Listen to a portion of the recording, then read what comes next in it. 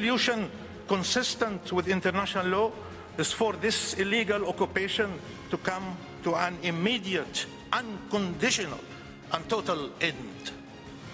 As you affirmed 20 years ago, the Palestinian people have the right to self-determination. It is an erga omnes right. It is non-negotiable, non-derogable. No occupying power, including Israel, can be granted a perpetual veto over the rights of the people it occupies. The genocide underway in Gaza is the result of decades of impunity and inaction. Ending Israel's impunity is a moral, political, and legal imperative. Successive Israeli governments have given the Palestinian people only three options: displacement, subjugation, or death. These are the choices: ethnic cleansing, apartheid, or genocide. Mr. President, members of the court, the State of Palestine reaffirms its unwavering commitment to the rule of international law, which must finally prevail. The force of the law must prevail over the unlawful use of force. We said years ago that we made a choice: justice, not vengeance. But justice delayed is justice denied. And the Palestinian people have been denied justice for far too long.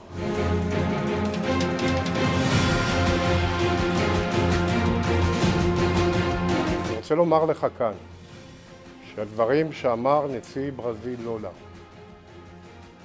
כאשר השווה בין המלחמה הצודקת של מדינת ישראל נגד החמאס שרצח וטבח יהודים לבין היטלר והנאצים היא בושה וחרפה והיא התקפה אנטישמית חמורה על העם היהודי ומדינת ישראל, ואנחנו, כפי שביקשתי למסור לנשיא לולה, לא נסלח ולא נשכח, ואני מכריז עליו בשמי ובשם אזרחי מדינת ישראל כאישיות בלתי רצויה במדינת ישראל, כל עוד הוא לא יתנצל ויחזור בו מדבריו.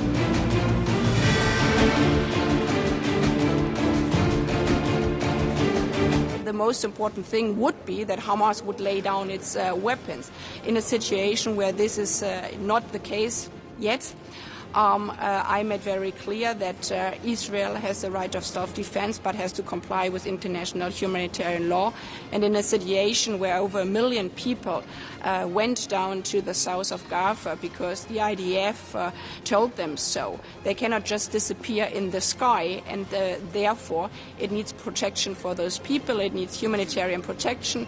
The people have to go home, should be allowed to go back home in the north, and for all of that we need a humanitarian ceasefire, and this is what we are heavily working on. Thank you very much.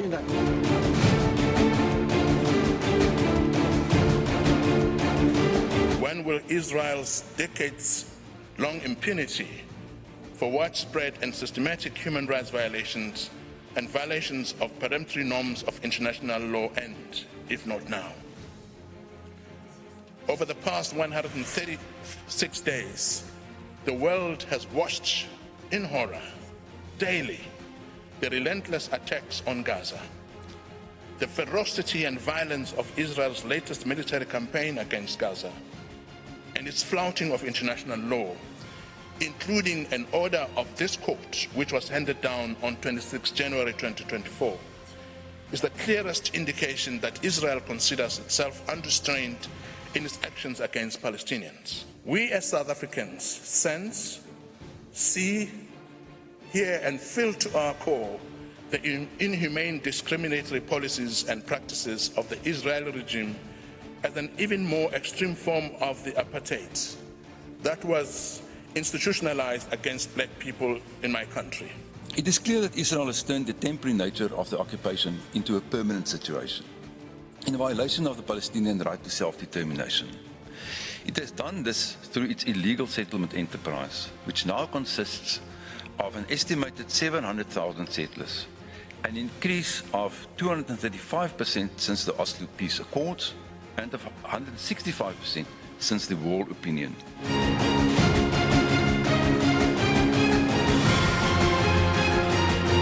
Egypt firmly denounces the ongoing obstruction of the Palestinian people's inalienable, permanent and unqualified right to self-determination, a violation as argued by Palestine that is an essential feature of Israel's prolonged occupation.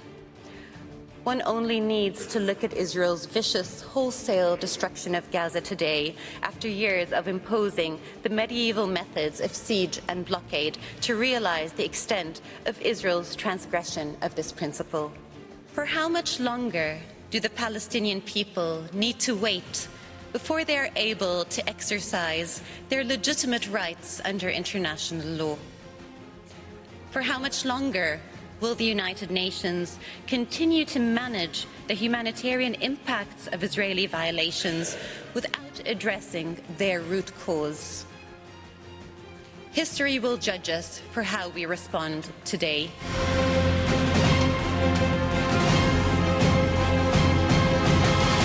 Under the established framework, any movement towards Israel's withdrawal from the West Bank and Gaza requires consideration of Israel's very real security needs. We were all reminded of those security needs on October 7, and they persist. Regrettably, those needs have been ignored by many of the participants in asserting how the court should consider the questions before it. A few days ago at the Munich Security Conference, Secretary Blinken emphasized that it is more urgent than ever to proceed to a Palestinian state, one that also ensures the security of Israel and makes the necessary commitments to do so. In light of these considerations, the court should not find that Israel is legally obligated to immediately and unconditionally withdraw from occupied territory. Hamas's attacks, hostage-taking, and other atrocities, the ongoing hostilities and the suffering of Palestinians in Gaza, and the violence in the West Bank reinforce the United States' resolve to urgently achieve a final peace that includes the full realization of Palestinian self-determination. The current crisis illustrates the vital need to achieve this peace, this final peace, with a Palestinian state living safely and securely alongside a secure Israel, fully integrated into the region.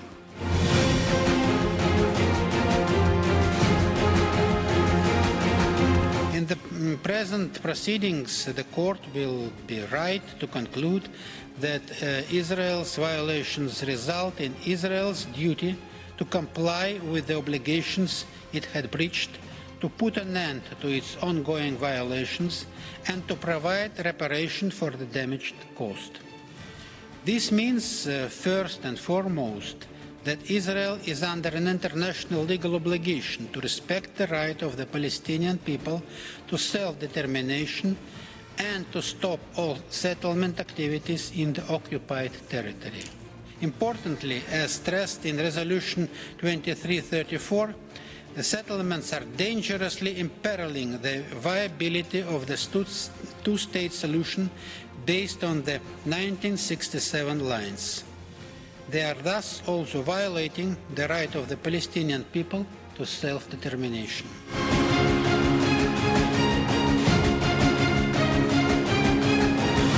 The Palestinian-Israeli conflict stems from Israel's prolonged occupation of Palestinian territory and Israel's long-standing oppression of the Palestinian people.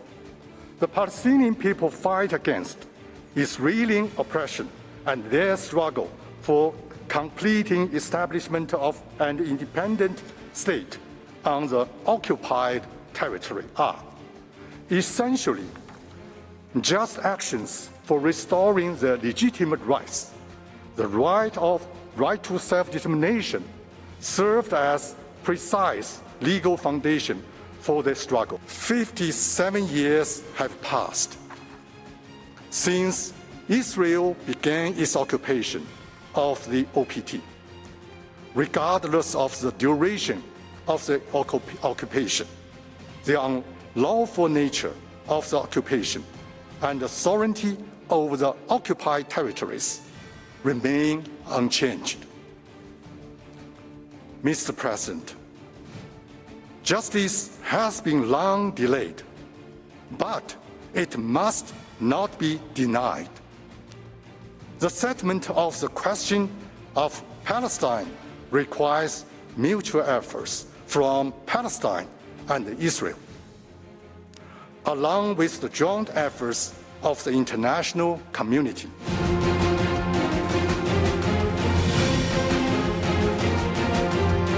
Recent events have underscored that international legal order is under threat. Unprecedented violence, hatred, cruelty risk undoing decades of progress in the field of human rights, humanitarian law, and the peaceful settlement of disputes.